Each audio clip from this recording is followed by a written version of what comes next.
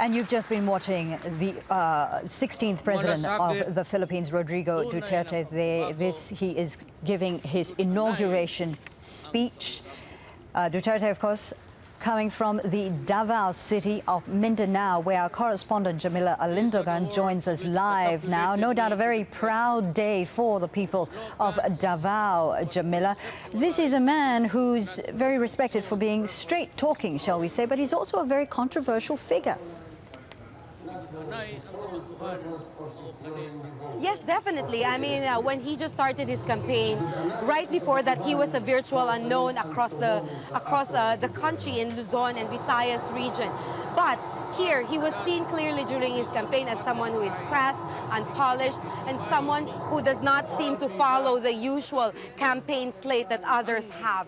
However, that endeared him, in fact, to millions of people here. In fact, he's won an overwhelming landslide. He's won definitely here in Mindanao and the Visayas region. Here in Davao, for example, there have been thousands and thousands of indigenous peoples from in the hinterlands, from the mountains. They've been coming here waiting for this day to witness the inauguration of the very first president from this region. People here say that his inauguration, his swearing in is symbolic because it is against the backdrop of Imperial Manila, of what is seen to be a protest vote against a failing Aquino administration, of what they say is a chance for the very first time after many decades that the focus will be on Mindanao, a region that has long held back by war and armed rebellion and poverty. So now we're going to be talking to Malaya Genovesa. She is a human rights activist, youth activist based in Davao City. Thank you for talking to us, Malaya. What can you tell us? What do you think is the significance of Duterte's presidency for you as a member of the youth group here in Davao City? So Duterte's landslide victory last election shows how disgusted the Filipino people are on the corrupt, fascist, pro-elite, anti-poor governance of the Aquino regime.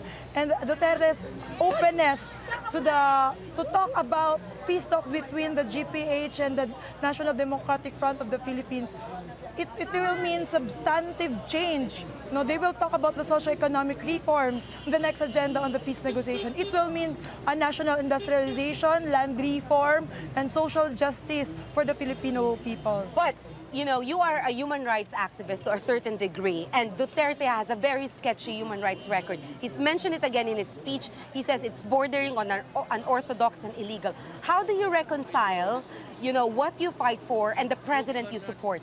For now, there was no legal complaint against Duterte compared to other politicians or Aquino.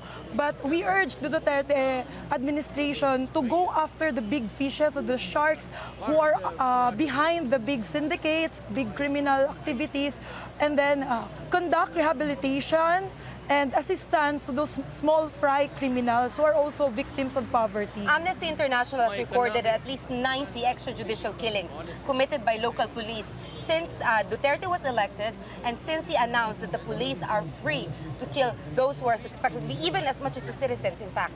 Amnesty International has recorded that. Are you not alarmed by those numbers? Of course, we are alarmed, but as long as it serves the best interests of the Filipino people. But again, his administration is about to start.